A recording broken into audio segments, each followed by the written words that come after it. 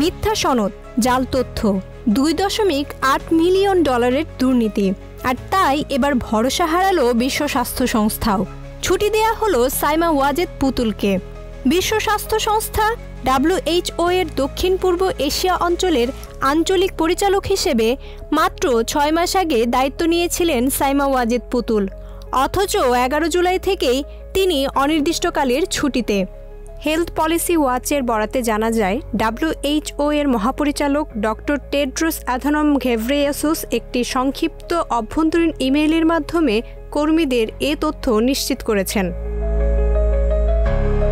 তাকে সরিয়ে দায়িত্ব পাচ্ছেন ডক্টর ক্যাথরিনা বোহমে, যিনি 15 জুলাই নতুন দিল্লিতে যোগ দেবেন WHO এর সাউথ ইস্ট এশিয়া রিজিওনাল অফিসে। কিন্তু কেন এই ছুটি? সাবেক ক্ষমতাচ্যুত প্রধানমন্ত্রী শেখ হাসিনার মেয়ে পুতুলের বিরুদ্ধে দুর্নীতির অভিযোগে বাংলাদেশের দুর্নীতি দমন কমিশন দুদক 2টি মামলা করেছে। অভিযোগ, মনোনয়ন প্রক্রিয়ায় ভুয়া শিক্ষাগত যোগ্যতা দেখানো, যা দণ্ডবিধির 468 ও 471 ধারা অনুযায়ী জাল কাগজপত্র ব্যবহারের অভিযোগ। মিথ্যা পেশাগত পরিচয়, যেখানে বাংলাদেশ মেডিকেল বিশ্ববিদ্যালয়ে অনারারি পদে থাকার দাবি করেন, যা প্রতিষ্ঠানটি স্পষ্টভাবে অস্বীকার করেছে।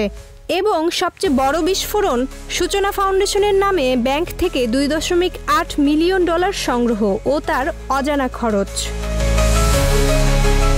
এমনকি এই অভিযোগগুলোর পর তিনি WHO এর south east Asia regional office অঞ্চলের কোনো দেশে যেতেও পারছেন না। বাংলাদেশে ফিরলেই গ্রেফতার হওয়ার ঝুঁকি।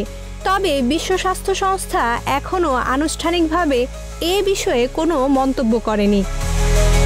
জান্নাতুল মা অর্পিতা, প্রজন্ম 24।